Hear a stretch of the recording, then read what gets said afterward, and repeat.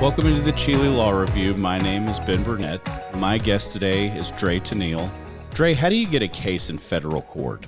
Well, there's two main ways to get a case in federal court. The first is diversity jurisdiction, and that just means the parties are from different states. The second is federal question jurisdiction, and that means that the case arises under federal law, so it involves like a federal statute or a constitution, the federal constitution. Meaning one of the 20-some-odd amendments, and there's a violation there that takes place, or a bill that Congress has passed somewhere along the way? Yeah, something like that. I mean, as far as the amendments go, you don't see too many lawsuits that involve something outside the top 16 amendments, but There's not a lot of prohibition lawsuits out there anymore? not yet. If you file a case in federal court, or the two parties elect to do so, how do you choose a venue? Say I'm from Georgia and you are from Minnesota, and we are at each other's throats over that may be civil or may have criminal attributes. How do you choose about where you would want to file that lawsuit, into what circuit court or what location?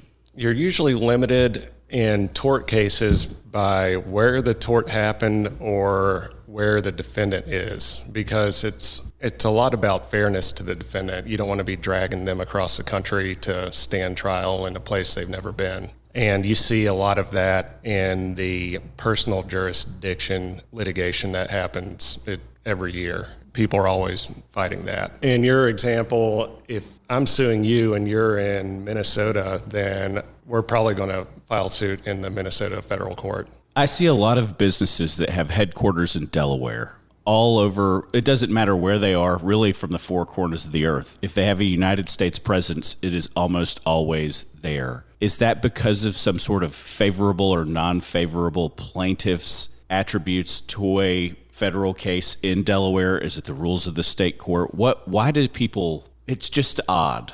Delaware has really well-developed corporate law, and they have a chancery court there that's one of the best corporate law courts in the country, and most corporate defendants see that as adding certainty to what it makes business decisions and consequences more predictable, because they think they know what the chancery court's going to do, as opposed to some court in Kansas that doesn't address complicated corporate issues as often.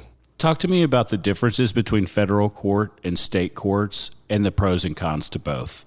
Federal courts are a little bit more rigorous, more formal, and they move faster than state courts generally. State courts are seemingly less formal, they move slower, and it's a little bit looser, like more Wild West feeling. Why do you think that is?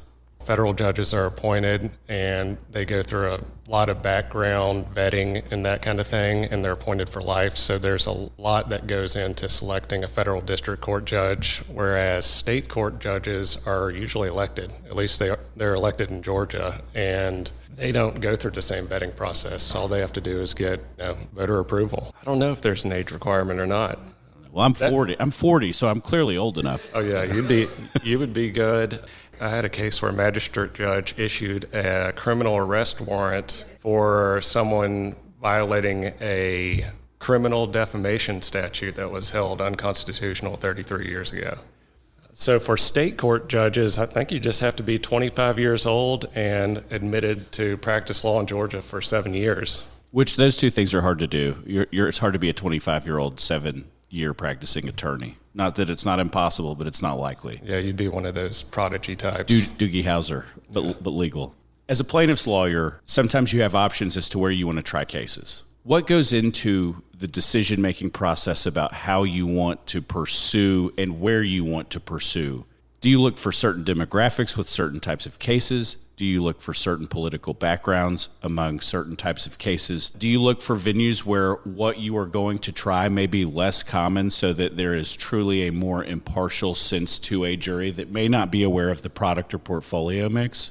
There used to be more of an emphasis on demographics, but I think that's kind of going away because people are finally realizing that stereotypes don't work that well in predicting how people are going to behave or decide issues. And the same sort of thing happens with ideologies. You can be conservative and kind of tort reform minded. Most judges will do a good job of keeping politics out of the courtroom. Political leanings should have no effect on whether someone was negligent or not.